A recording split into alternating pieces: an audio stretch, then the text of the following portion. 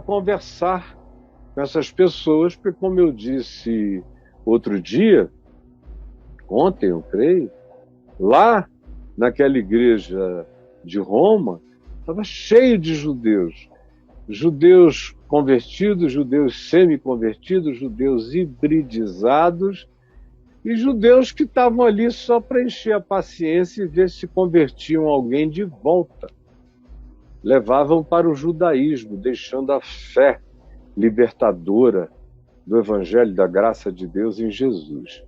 Esse é o ambiente, esse é o contexto.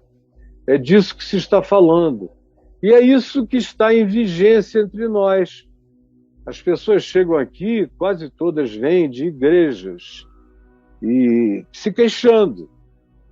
Medo, pânico, medo de terem pecado contra o Espírito Santo. São pessoas que se divorciaram e acham que estão vivendo em pecado para o resto da vida. Já têm 2, 3 filhos no novo casamento, mas não se perdoam nunca.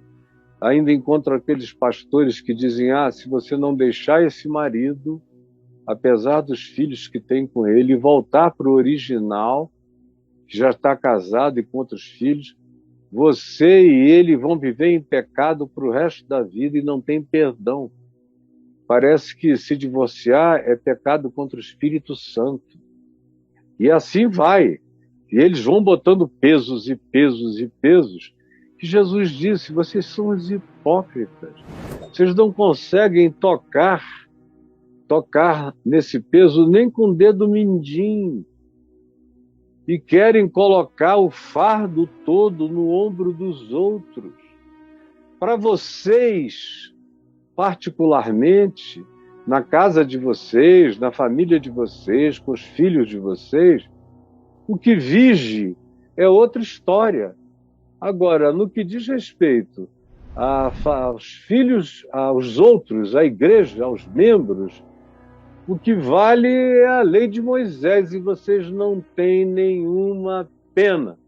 Vocês jogam isso pesado em cima das pessoas, esmagam as pessoas, adoecem as pessoas, desesperam as pessoas, as fazem viver em estado de culpa agônica. E vocês, na hipocrisia, não têm nenhuma compaixão, não aliviam nunca nada. E a pessoa se vive como um filho do inferno, existe como um filho da culpa para sempre, porque foi catequizada pela idiotice da mentira, da fake news, de leis que vocês dizem que estão em vigência, mas que morreram na cruz com Jesus. A síntese é essa do que Paulo diz, e eu quero que você acompanhe a leitura comigo. Ele diz aqui, eu tenho que ler bem de perto porque a catarata não está me deixando enxergar nada direito.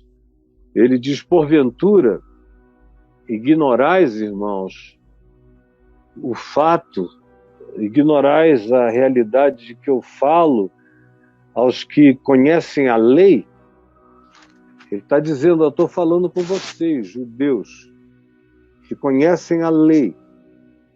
Vocês, porventura, não foram ensinados que a lei tem domínio sobre o homem durante toda a sua vida? Porque foi esse o pacto que eles fizeram com Moisés. Nós vamos obedecer essa lei todos os dias da nossa vida. E a lei tem domínio sobre o homem todos os dias da vida dele. E aí Paulo aplica isso à realidade do casamento, quando ele diz aqui, logo adiante, ora, a mulher casada está ligada pela lei ao marido enquanto ele vive, mas se o mesmo morrer, desobrigada ficará da lei conjugal, se ela ficar viúva. Sem a viuvez, a lei perdura. A lei de Moisés perdurava. Havia divórcio? Jesus disse sim, Moisés concedeu o divórcio para alguns de vocês por causa da dureza dos corações de vocês. Foi uma concessão a permissão do divórcio porque vocês não aguentam a fidelidade. Então o divórcio veio como uma concessão.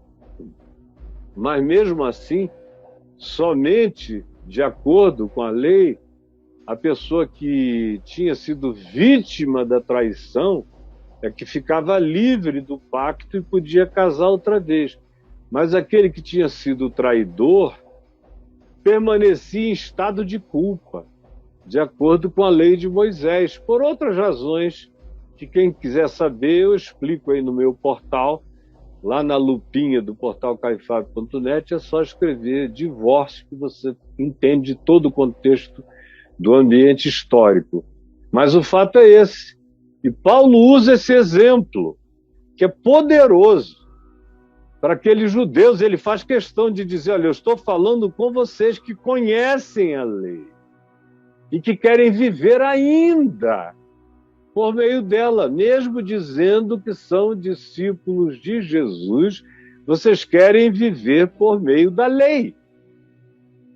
Esse é um híbrido frankensteiniano que não existe, não subsiste diante de Deus e não tem como fazer bem à alma e esquizofreniza o espírito, a alma, adoece a mente, coloca você em estado de guerra interior, de milícia, de conflito, de luta, de culpa, de medo, de juízo, o tempo todo na sua vida. E é por isso que vocês não têm paz, porque vocês querem ser de Jesus e querem ser de Moisés e da lei de Moisés e obedecer tudo do Velho Testamento e acham que dá. Não entenderam até hoje que a lei morreu em Cristo, que Cristo morreu por causa da lei, como Paulo diz em Colossenses 2, para anular o escrito de dívida, que era a lei, e que ninguém consegue obedecer, porque a própria lei diz, se você me obedecer todinho, mas fracassar num único mandamento, você se torna réu de todas as culpas. Você não vai ficar com a dosimetria só do mandamento que você transgrediu. Você vai receber o julgamento com a dosimetria penal da soma de tudo que você, mesmo não tendo transgredido, atribui-se a você como culpa, porque a lei é uma só. Ela está toda interconectada. Quem transgride uma coisa, transgride o resto. Ela não é estanque. Então não dá para ser seletivo. Ou é ou não é. Ou é ou não é. To be or not to be. That's the question. E a gente tem que decidir se é ou não é. Agora, se vocês dizem que são de Cristo, a lei morreu. Se vocês dizem que são da lei, Cristo morreu em vão. E a graça de Deus não tem aplicação na vida de vocês, porque vocês querem ser salvos pela justificação da justiça própria, que é o que a lei propõe. E no Evangelho você é salvo pela graça, mediante a fé, por causa do que Jesus já fez, matando a lei nele. Ele mesmo disse, nem o i nem tio da lei serão tirados até que tudo se cumpra.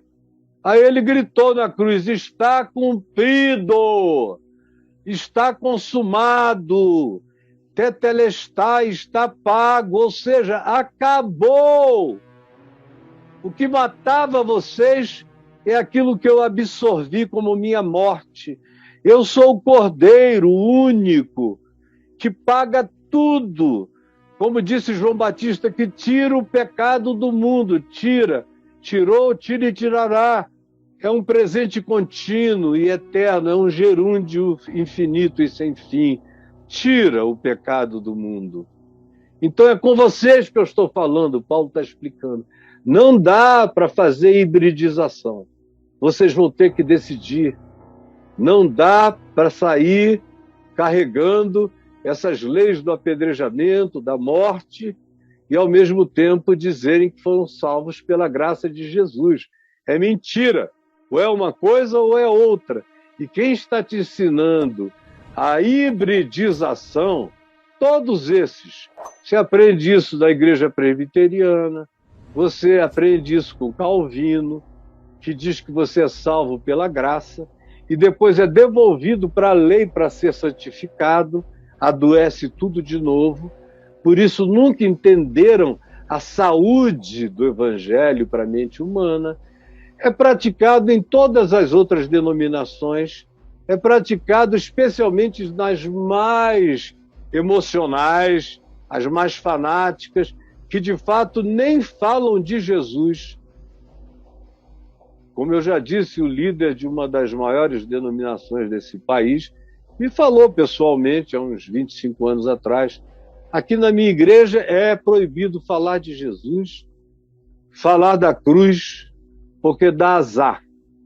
Fica um monte de gente com o coração humilde, quebrantado, eles perdem a ambição, perdem a ganância, e a minha igreja funciona na base da ganância.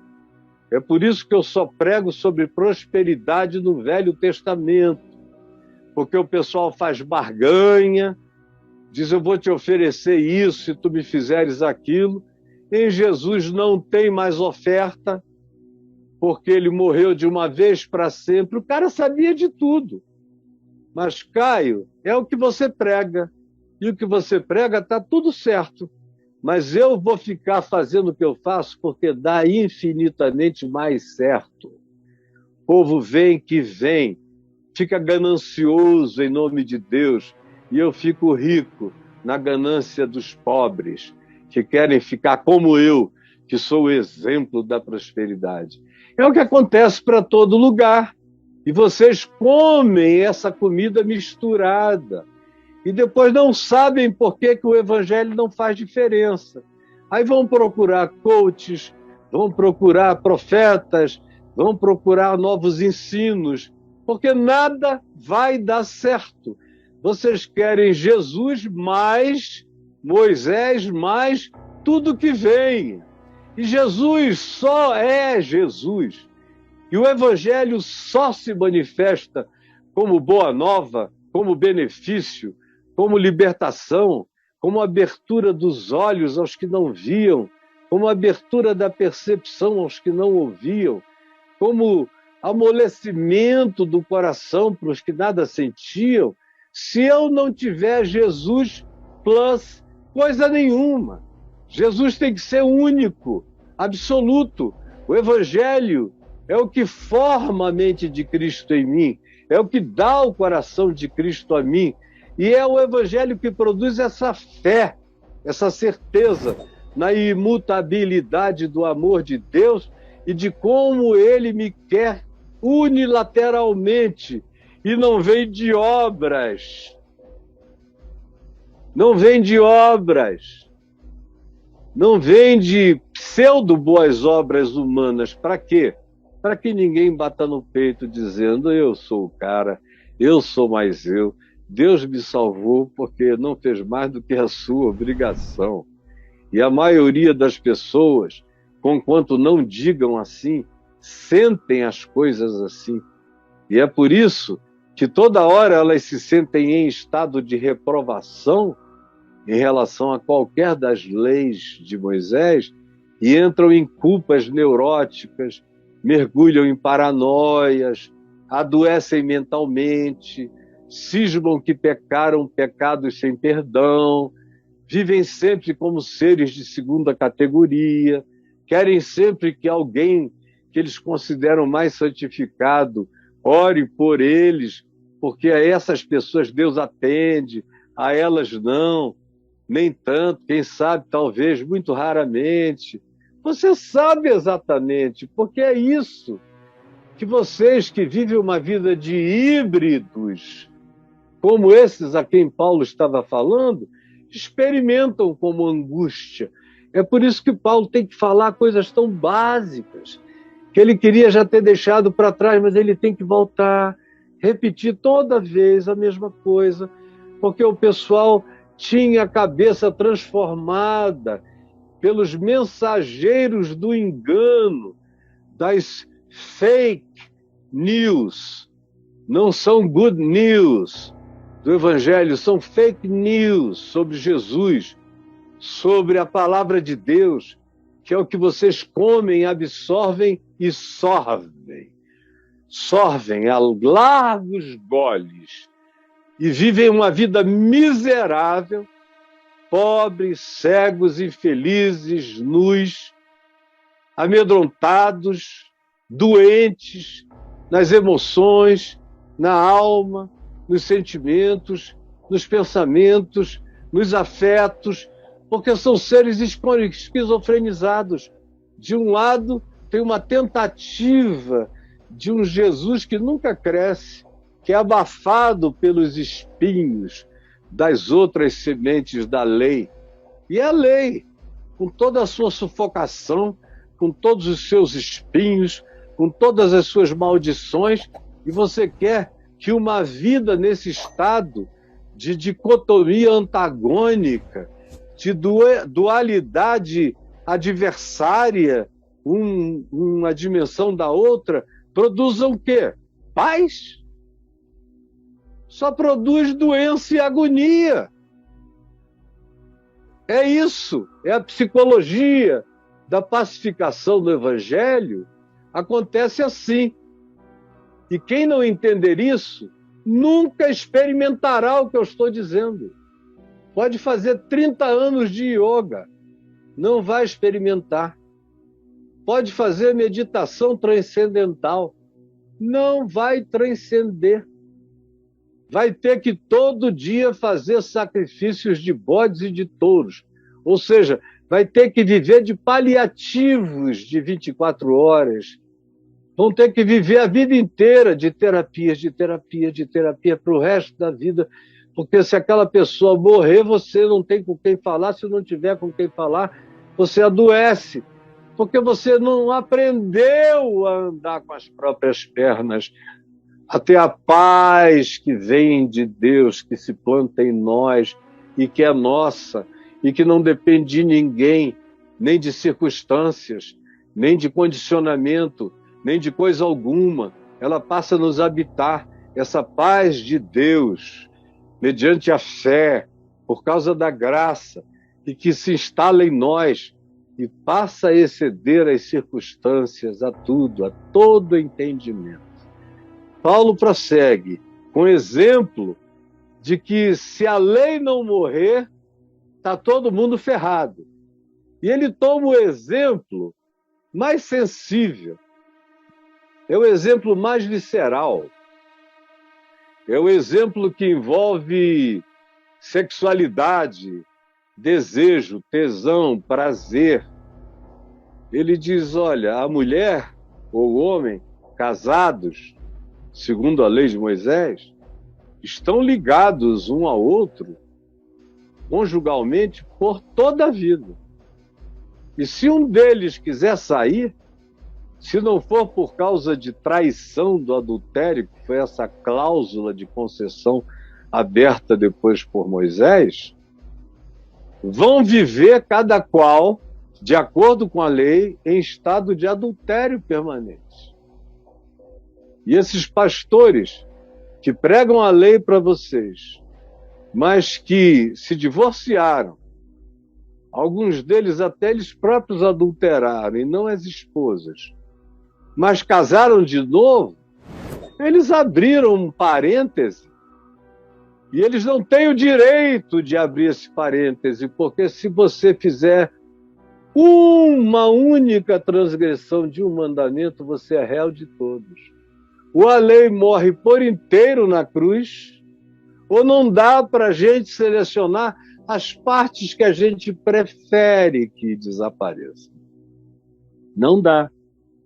E Paulo diz, a mulher está casada, ligada, vinculada pela lei ao marido enquanto ele viver.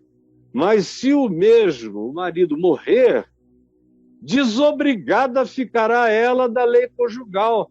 Dessa forma, ela não será considerada adúltera, porque, do contrário, ela seria considerada adúltera se, vivendo o marido, ela se ligasse a um outro.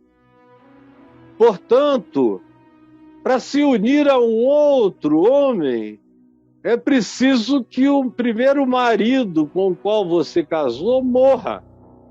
Aí sim você está livre da lei e não será adúltera se contrair novas núpcias, um novo casamento. Por que Paulo usa essa imagem? Porque foi a imagem que, por exemplo, João Batista usou. Quando ele viu Jesus, ele não só disse que Jesus era o Cordeiro de Deus que tira o pecado do mundo, mas ele disse, ele é o noivo. Eu sou o amigo do noivo. Vocês todos são a noiva.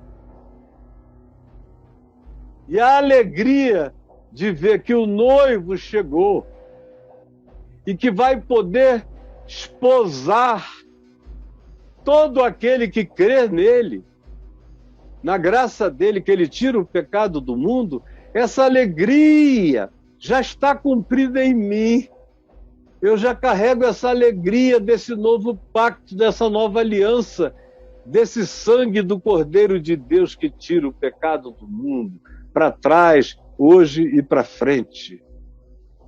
Paulo usa a mesma imagem quando ele diz que a igreja é a noiva de Cristo. Para a igreja ser a noiva de Cristo, é preciso que a lei tenha morrido no coração da igreja. Porque se a lei não morreu no coração da igreja, ela está casada com Moisés.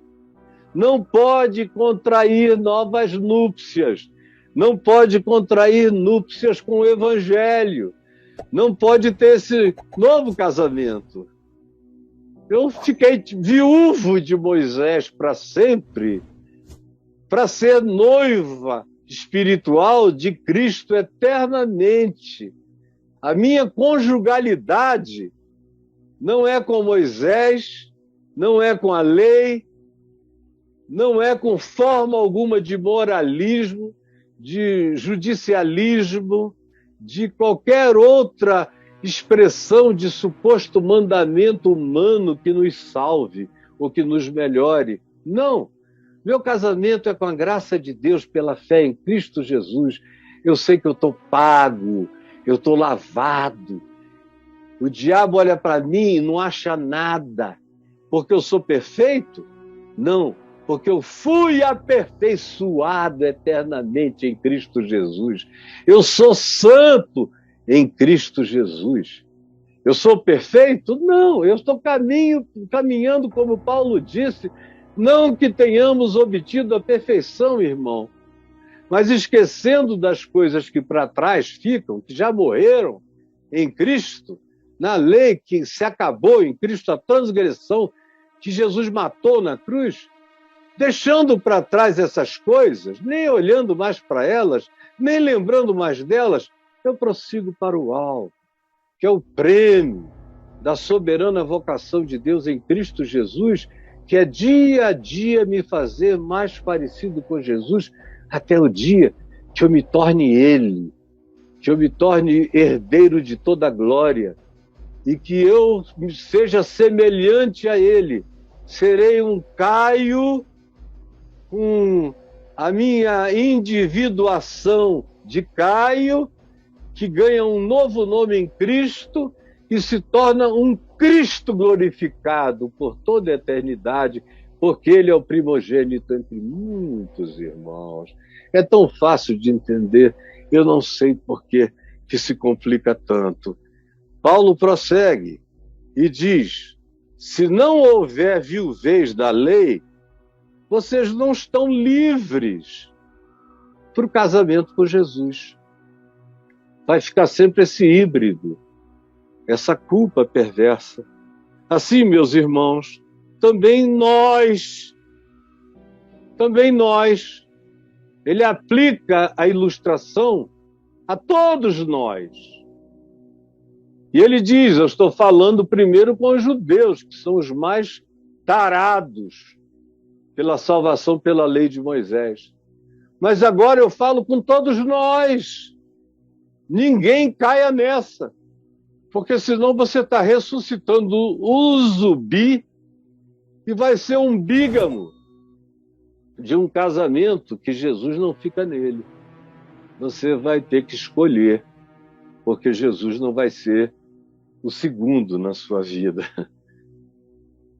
Assim, meus irmãos, também nós morremos relativamente à lei. No que diz respeito à lei de Moisés, nós morremos. Por meio de Cristo, do corpo de Cristo, do sacrifício de Jesus, nós morremos. Morremos para pertencermos a outro. Ganhamos a liberdade, sem culpa, sem acusação, não só em relação a essa história do casamento, mas em relação a qualquer outra lei. É claro que eu não vou sair por aí transgredindo. O amor de Cristo não põe transgressão no meu coração. É o que Paulo vai dizer mais adiante. Mas ficamos livres para contrairmos novas núpcias, para recebermos outro na nossa vida, a saber, aquele que ressuscitou de entre os mortos. E deste modo, tendo só ele, casados só com ele, sendo somente dele, nós então venhamos a parir para Deus, venhamos a frutificar, que é uma linguagem poética do parimento, é o fruto do ser. Eu sou de Cristo e Cristo está gestando a graça de Deus que vai crescendo em mim e vai se transformando em fruto de vida, fruto do amor, da alegria, da paz, da fidelidade, da mansidão, da longanimidade, da bondade, da justiça, do domínio próprio.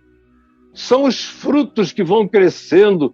Isso vai me fazendo ficar como Cristo. E contra essas coisas, Paulo diz aos Gálatas, não existe lei. Quem ama não está transgredindo nada. Por isso é que Paulo diz, se você viver o evangelho em amor, todas as coisas te são lícitas.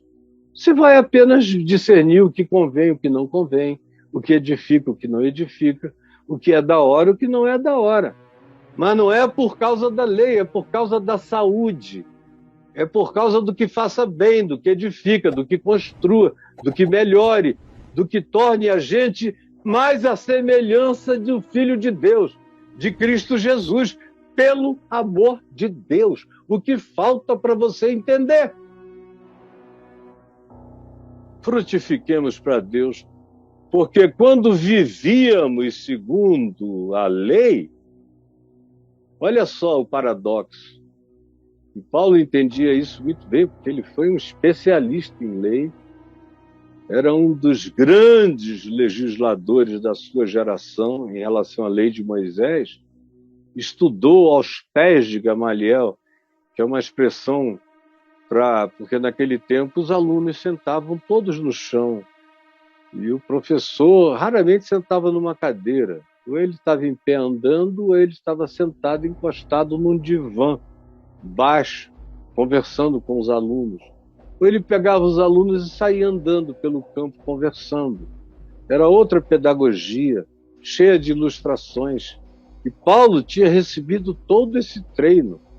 O livro de Atos diz que ele, jovenzinho, já se avantajava como erudito, conhecedor da lei, como exegeta, hermeneuta, e como conhecedor da história toda da lei, dos rabinos, das interpretações, toda aquela história da lei, ele sabia, ele era mestre disso. E era por isso que ele odiava Jesus, porque ele tinha entendido que se alguém cresce em Jesus, tinha que deixar a lei. Isso ele entendeu antes de se converter. E como ele era tão de Moisés, tão fariseu, tão da lei, ele que era mais inteligente do que praticamente todo mundo na sua geração, compreendeu a mensagem e disse não. O pessoal que de fato levar essa mensagem do Evangelho a sério vai fazer Moisés morrer. E eu não quero que a minha tradição dos meus pais e tudo aquilo pelo que eu vivi e aprendi desapareça. Porque a implicação do Evangelho é a morte da lei de Moisés. Porque a prática desse tal amor, de fato, psicologicamente, cobre toda a deficiência humana. Quem ama não transgride. Ele sabia disso. Mas ele achava que aquilo era diabólico, que era uma proposta libertina, queria acabar a fé dos seus antepassados. Portanto, ele se dedica a perseguir a igreja, que era um modo de extinção daquela fé. E aí ele fala, porque quando vivíamos segundo a lei, está falando dele e de outros, o que acontecia com a gente? Aí ele diz o paradoxo. As paixões pecaminosas, postas em realce pela lei, operavam em nossos corpos, em nossos seres, a fim de frutificarem para a morte. Quanto mais lei, mais tara, mais tesão. Fica repetindo na tua cabeça, não adulterarás, não adulterarás, você só fica vendo mulher gostosa. Eu não posso, sai, em nome de Jesus, sai.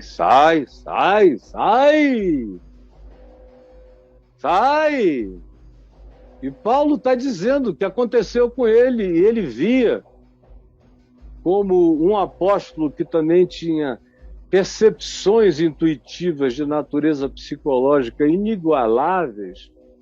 Ele estudou a própria alma dele e a dos outros e disse, olha só o que aconteceu com a gente. Nós vivíamos segundo a lei de Moisés. E o que aconteceu? A lei toca no assunto da nossa doença e da nossa perversão e da nossa fraqueza mamífera, carnal, predatória, o tempo todo. E aí ela realça o bicho. Quanto mais a gente fala nela, mais o monstro cresce. Mais o ser de Creta, mais o minotauro vem para fora. O homem bicho. Mais aparecem esses seres híbridos de humanos que carregam toda a vitalidade animalesca, que é o que a lei produz, incita. Paulo usa a expressão põe em realce, bota em letras projetadas, que você vê antes de tudo e acima de tudo, e que enche a cabeça, a mente, o coração.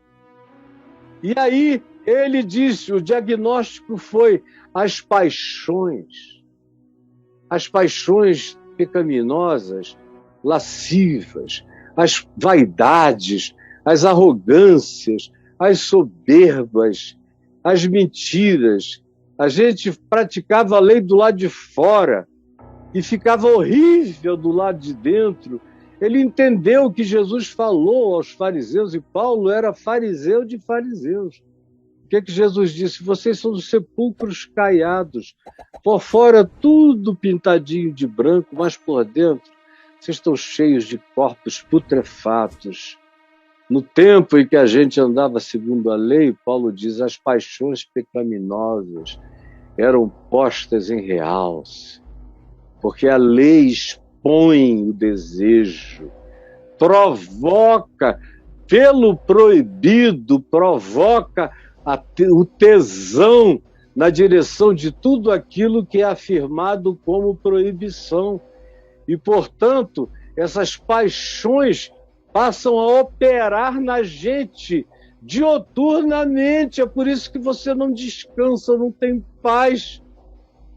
Em outras palavras, como diz o ditado popular, quanto mais você reza, mais assombração aparece. Não tem paz, porque você está todo habitado pelo desassossego, pela angústia, pela culpa. E o que mais frutifica em você é o fruto da morte, não o fruto da vida, não o fruto da paz, não o fruto do amor, não o fruto da fé, não o fruto das relações de graça na vida, mas o fruto do desejo, da lascívia, da cobiça, da vontade de ter, da ganância. Quando diz não cobiçarás nada do teu próximo, você diz eu vou obedecer isso. Aí é que você olha o próximo, meu Deus, a mulher dele não é como a minha está com barrigão, olha a grana dele, olha o salário dele, olha o emprego dele, olha o carro dele, olha a casa dele. Não posso cobiçar, não posso cobiçar, bate a cabeça e o mal só cresce para dentro, só cresce para dentro, só vai aumentando, aumentando, aumentando. Eu não posso ter ídolos. É fácil não ter ídolos de pau e de gesso. Mas o problema para mim é o dinheiro. Eu adoro o dinheiro. É o meu Deus. Posses, eu adoro ter muitas posses. Eu adoro ser poderoso, poderoso. O meu ídolo é o meu poder. Eu não posso abrir mão dos meus cargos, das minhas posições, dos meus tronos, das minhas cadeiras, dos meus lugares. Aí, essas paixões carnais, essas coisas que só dão em bicho humano, que vai ficando perverso por tentar viver de maneira arrogante, presunçosa, sua autossalvação pela lei, e vai ficando um ser cada vez mais perdido, frutificando aquilo que mata a consciência, o que a deixa doente, ou aquilo que a gente, por não aguentar mais, faz pedrar e ficar entorpecido no coração da gente. E olha como ele termina. Agora, porém, agora. Ele está dizendo, olha, era assim. Se você quiser que continue assim, basta você prosseguir tentando essa hibridização. Sem falar que a maioria de vocês só usa o nome Jesus. Sai em nome de Jesus. Sangue de Jesus tem poder. Agora, evangelho, vocês não gostam do evangelho. Ele mexe no fundo, ele chama para converter o coração, pensamentos, sentimentos, palavras, emoções. Ele começa a sua transformação de maneira intestina, visceral na gente. A gente não quer, ninguém gosta. Por isso todo mundo diz que o sermão da montanha, os mandamentos de Jesus são impraticáveis.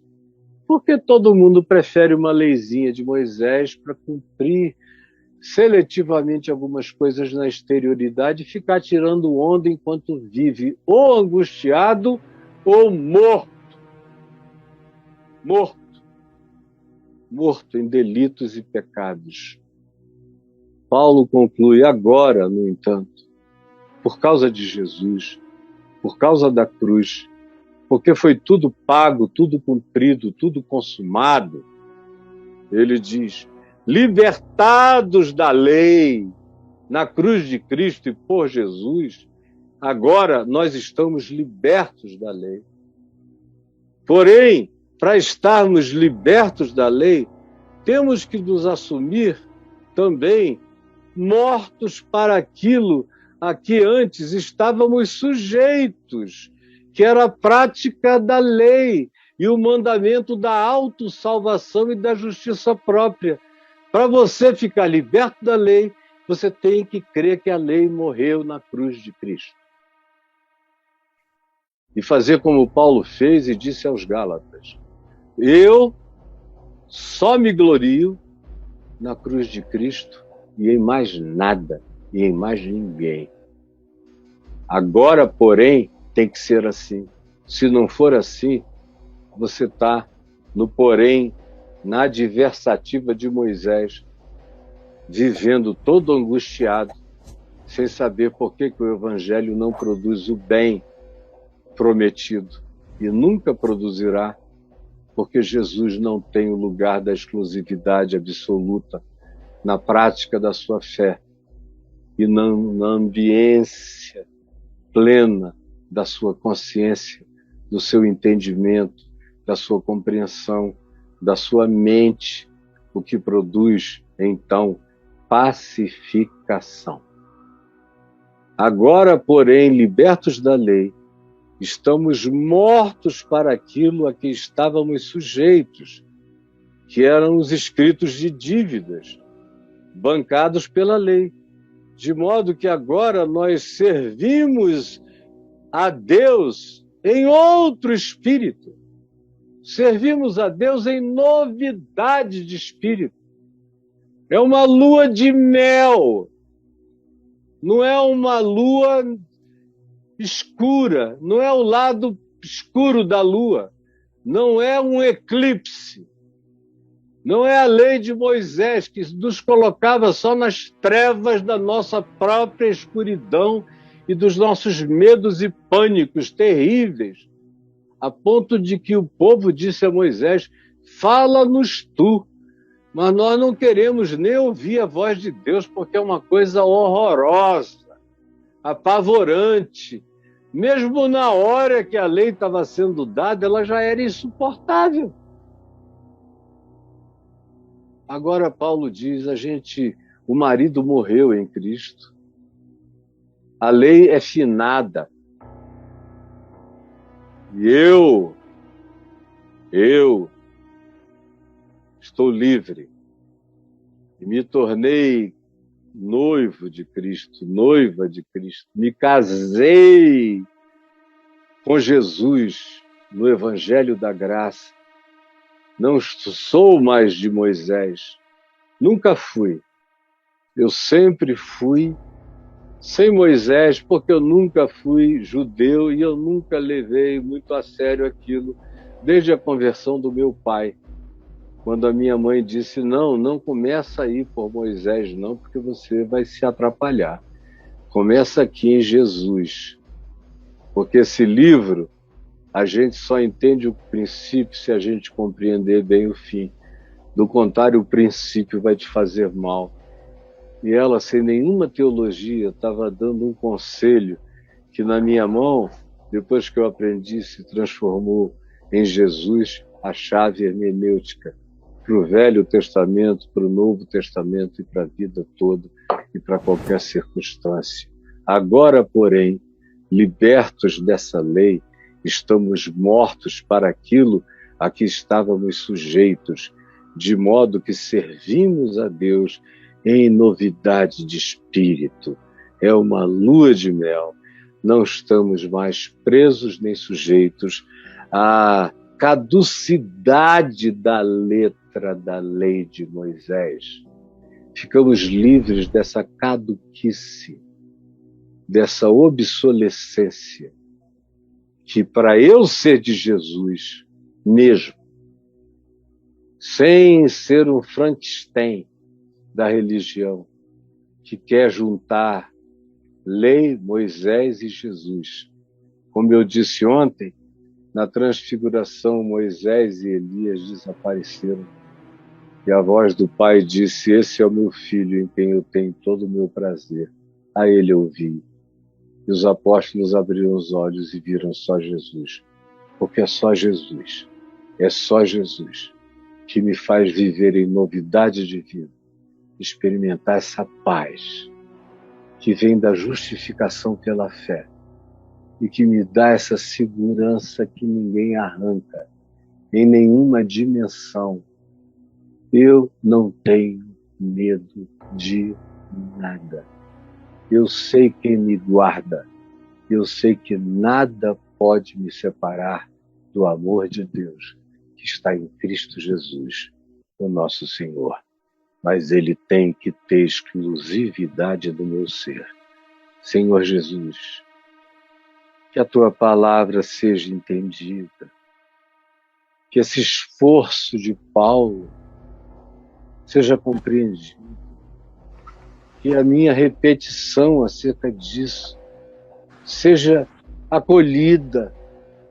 Dá boa mente, dá bom coração àqueles que me ouvem e àqueles que ouvirão, para que a Tua palavra não caia no vazio e para que eu não esteja aqui secando a boca sem saliva, falando em vão. É o que eu te peço, em nome de Jesus.